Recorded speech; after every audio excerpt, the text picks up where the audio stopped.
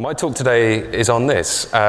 Management and vision are two separate things, and I'm not going to explain it here. That will become clear as we go through all of the content that I have to show today.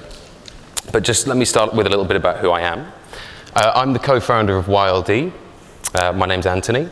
I also run something called YLD Labs, and YLD Labs is where we build our own products. I'm not going to be talking about that today, but if you want to ask me about that later, please do come and say hello. So, at YLD, we help companies build better technology companies. We're a great team of designers, engineers, open source evangelists, and product people.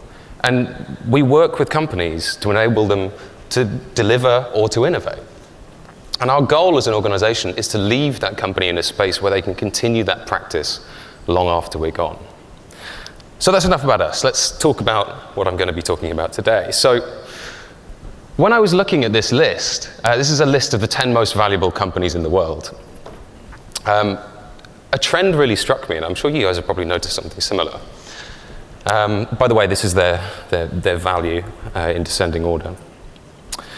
If I get rid of these three, I think the trend probably becomes a little bit clearer. And that's that all of these are technology companies. All of them scale to their audience through software. And they support that often by either building their own hardware or procuring it from services often provided by the others. And actually, Berkshire Hathaway is a little bit of a misnomer in this list because obviously, they're one of the biggest investors in Apple. They own a lot of the companies in this, well, they own a good chunk of a lot of the companies in this list here, so they're very much lifted up by them.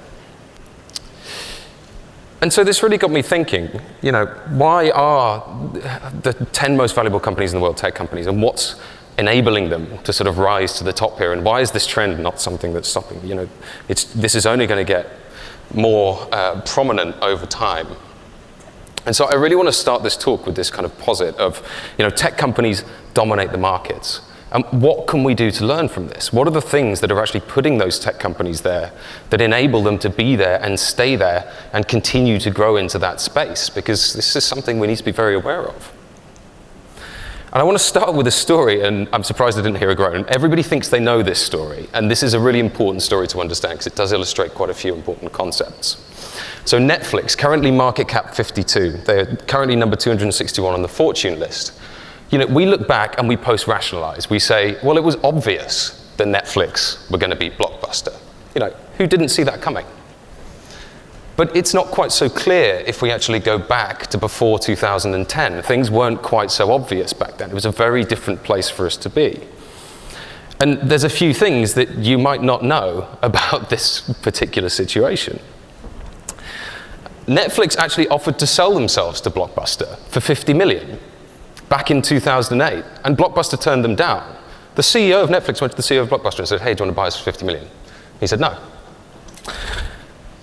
Blockbuster actually launched the first online rental service before Netflix did. They beat them to market. And Blockbuster actually launched their streaming service within a year of Netflix as well. So, Blockbuster played a lot of the right moves here. How come we're talking about Netflix now and not Blockbuster?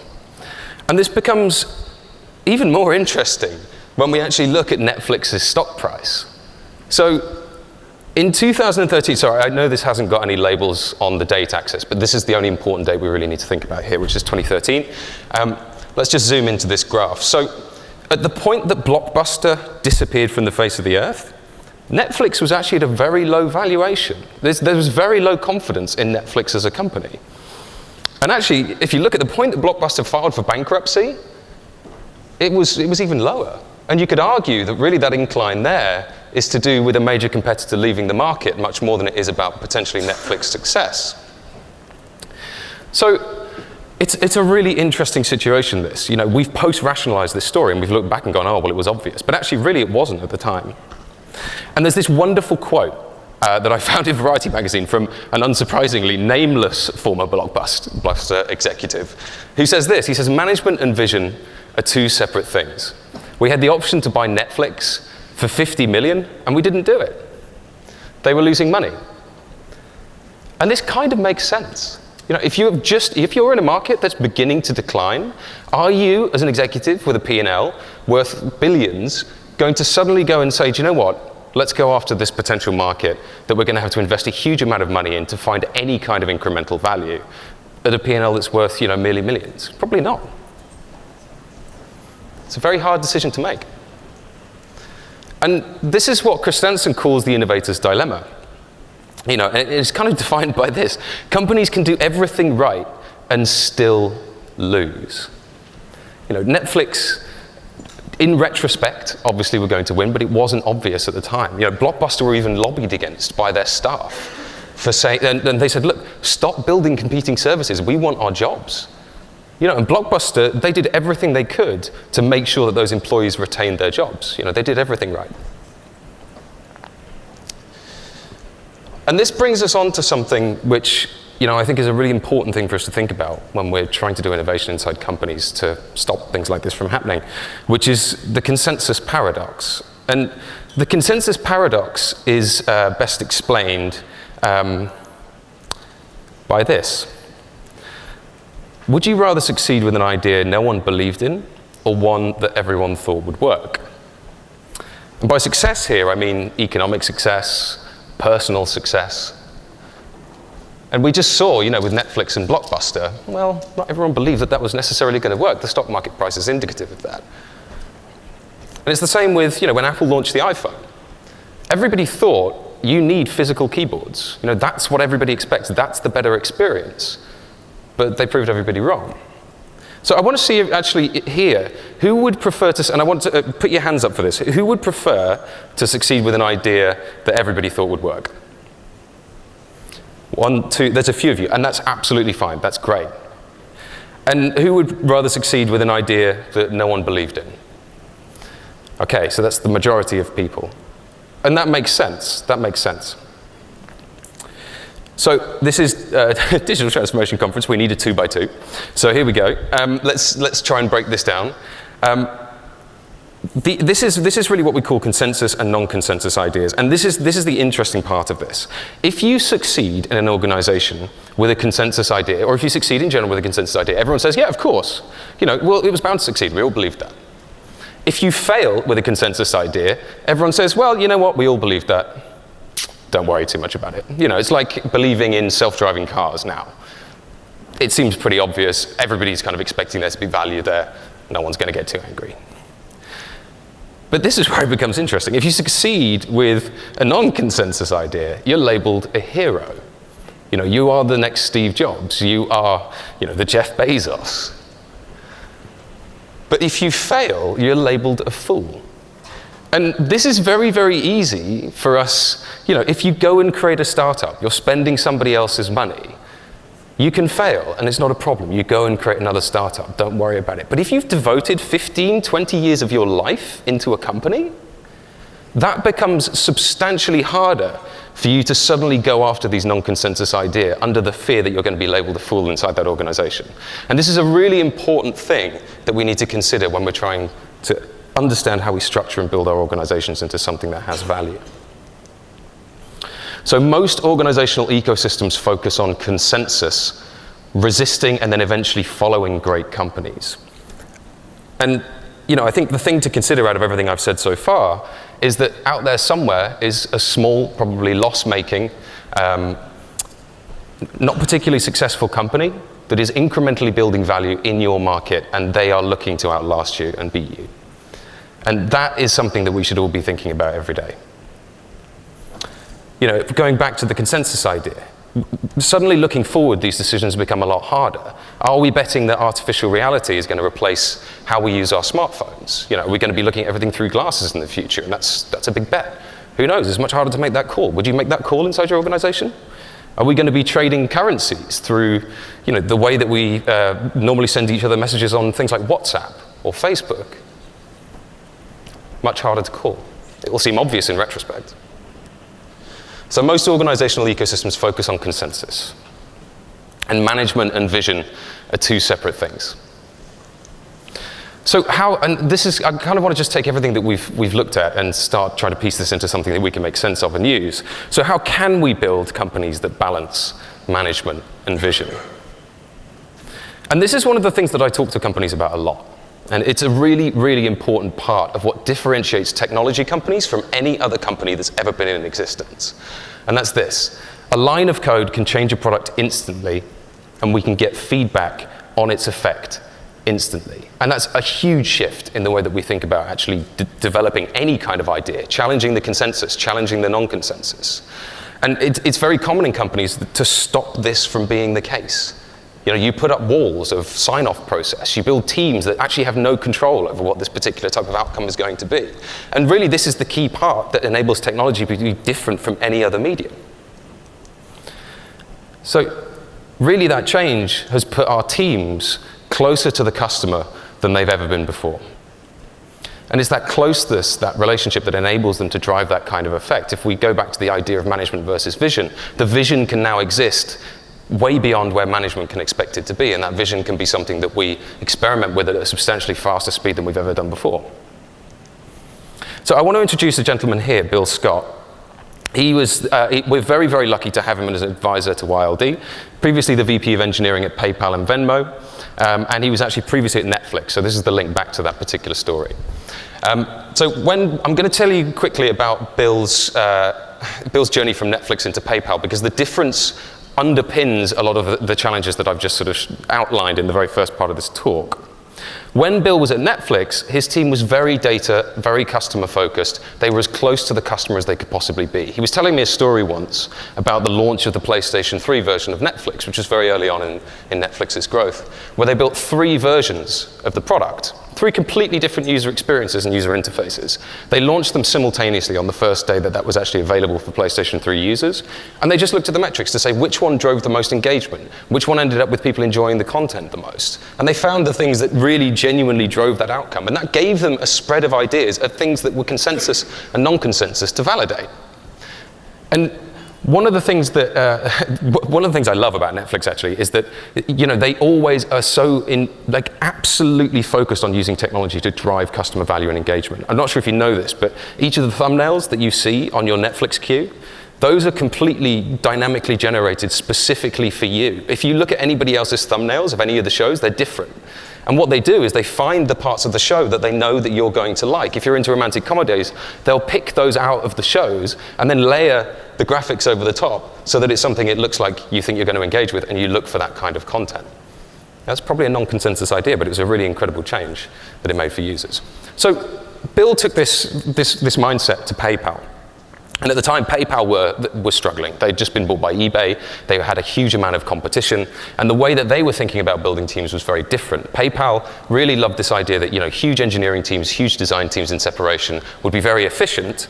However, when Bill looked at the work that was being done, he realized that it took anywhere up to 2 months to actually change the color of a button on the checkout, which goes completely against the whole idea that we're talking about here, right? Which is to get to that space where we're really working with the power of technology to its absolute fullest. So what did Bill do? Bill built a small elite team of individuals that he handpicked himself. He got rid of the entire tech stack. He put them on the checkout page and he said, right, we're going to find the most customer value that we can in this place. They completely rebuilt it. They iterated on it to find exactly what would work most effectively. This was so successful inside PayPal and completely changed the way that they thought that Bill then obviously ended up taking over pretty much everything that happened at PayPal. And we all know what happened to PayPal. Well, they rocketed into the Fortune 500, right? Just below 300 in 2015, and they've been ratcheting their way up ever since. And Bill described this process to me as something that just really, really stuck with me. He said this. He said, most organizations' biggest challenge is moving from a culture of delivery to a culture of learning. So that's moving away from having teams focused on just taking people's ideas and putting them into production to test them, and actually having those ideas exist with the team. And this is a byproduct of how we can get those teams as close as possible to those customers. It's a really important thing that we should be leveraging inside our companies. So, software has changed the speed at which we can innovate. You know, a single developer can have an idea, put that line of code into production, or put it into a test environment, and immediately see feedback on whether his idea was successful or not. And that should be happening at an extremely regular basis. Technology should move at the pace of thought. So software, therefore, has to change the way that we structure our businesses. I'm going to just try and piece some of this together into what we can do to help actually leverage some of this power. Right, so like Bill, we build cross-functional teams, right? That's what he did. That was what was successful. And yes, but there's a bit more to it than that. One of the things that Bill did, which was hugely successful, was to find individuals that he knew were very good at being extremely close to the customer. He knew how to choose the right people and put them in the right place inside his organization. And this is something that often I see is missed when building technology teams. It's a deep understanding of the people and their values and how they can create a difference with technology. All developers are not the same. All designers are not the same. All product people are not the same. And there's a really lovely article by Lou Adler, he describes these 4 ways of thinking. The article's called "There Are Only 4 Jobs in the World." I highly recommend going and reading it. And he describes the four types, the thinkers. So these are the people who are challenging the consensus and the non-consensus. They're out there wondering what's going to be next. When I talked about maybe all of our payments are going to be going through some sort of messenger platform that we use on a day-to-day basis, they're probably the people that are thinking that too. Then you have the builders, the people who love this idea of finding the first thing. Being the first to say, hey, look, I've got a stake in the ground, I've made this has customer value, and this is going to be something that has traction. They get bored after that and they move on. They want to go and find the next big thing. That's fine. But they're the people who want to make that thing beautiful, that first thing. Then you have the improvers, the people who take those beautiful things that they've seen from the builders and they turn them into real products. So something that can exist for everyone, that creates value. And generally, the improvers and the producers actually are the ones we see most often hired for inside companies.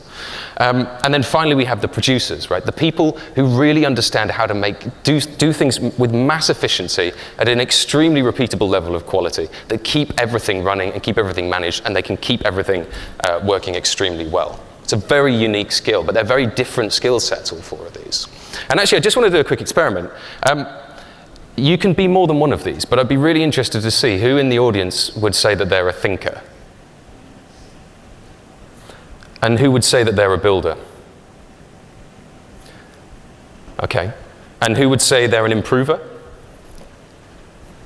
And who would say that they're a producer? Wow, so there's actually a really even spread. It'd be really interesting, actually, if you saw anybody else put your hands up, have a chat with them, see if they're doing a similar thing to you. That's really cool. Okay.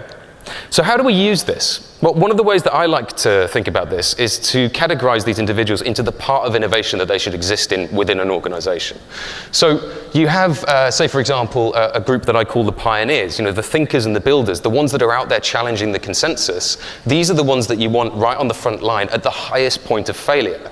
Like working out how can we find this new source of value? What are the things that we see as a consensus and non-consensus ideas? And this works really well with the thinkers and the builders together, because you have those pioneers in terms of mindset and you have those pioneers in terms of wanting to build the first thing. Then you have the settlers, the people that take those ideas and they turn them into something that has huge amounts of value inside your product. It's just a really, really important part of that process. They're the ones that, and actually you don't need large teams here for pioneers, by the way. I think people often confuse this. You only need 1 or 2 people really together to do this well. And then you have, obviously, the town planners, so the people who are maintaining that status quo, keeping those long-running pieces working, building the platform, building the infrastructure, ensuring that all of those pieces are there for the pioneers and the settlers, and for themselves, the town planners. So it kind of works a little bit like this. Depending on the stage of innovation, you want to put people out there and put the best people that you can at that point and give them the tools that they need to be able to do that as quickly as they possibly can. So find those pioneers, the people that are determined to prove value. These are often, the people who will go and create startups out of your own company, the ones that will actually leave and build the competitors to you, probably a non-consensus idea that they weren't supported in. But it's like keeping these people in this place, in your organization, really, it serves both of those functions. Then obviously the settlers, you want to make them steal those ideas from the pioneers, grow them into value, and the town planners to keep everything running. Now, actually, the most important part of this is the tools and knowledge coming back up from the bottom. And actually, in the talk that we just saw, there was an incredible example of a set of metrics tools that can empower every part of the organization there. That's including the developers, including the designers, including the individuals who are writing the content. That's a great example of something that should be available to everybody, the pioneers, the settlers, etc. And so those tools and knowledge are things like, your data wells. They're things like your design system, your composable front-end architecture, your microservices, your horizontally scalable infrastructure, that enable those individuals to deliver something to their user as quickly as possible. You want to get out of the people at the top's way, let them prove things, let them find value. So Simon actually said this to me once, and I really, really love this quote. So Simon's an old friend of mine. He works at Monzo. He was one of the very first people that they hired. He's something they call a scout, which is the equivalent of the pioneers. And he said this. He said, there's something about putting one person who chooses to believe something is possible in charge of something, instead of a bunch of MBAs who choose to look for reasons it's not. And this is something that really, really resonated with me about how this structure is effective and how this works. Because it's very easy to prove something isn't valuable. When Jeff Bezos came up with the idea for Prime, every single financier in Amazon said it was rubbish and wasn't going to work. Every MBA said, well, sorry, Jeff, we can't make it work for you. And he didn't care. He pushed it through anyway. He was looking at the numbers in a different way. He had that passion. But not everybody has a Jeff Bezos, right, in their company. So he also said this, there's a 50 to 90% chance that what you're working on won't work out. And this is as a pioneer. And this is exactly the kind of thing you want to see from companies that are trying the consensus and the non-consensus ideas. And I really loved this quote because it really underlines the importance of that. So 3 key takeaways. Sorry, I'm running out of time, I realize. These are the most important things I want you to take away from this talk today. This is the stuff that, look, they're not directions. These are principles that will help you apply these things inside your organization. So software gets us as close to our customer as possible. Use this to your advantage. If you see those blockers to enabling people to try experiments, remove them. That is the advantage we have in software. If we're not doing that, we're not enabling people to innovate. Identify and support those people that find and work on opportunities for innovative new approaches. So find those individuals that can drive that huge amount of value. Find those pioneers and put them in a place where they can be great pioneers. And lastly, think of your platform as a tool set for innovation, not just for robust software.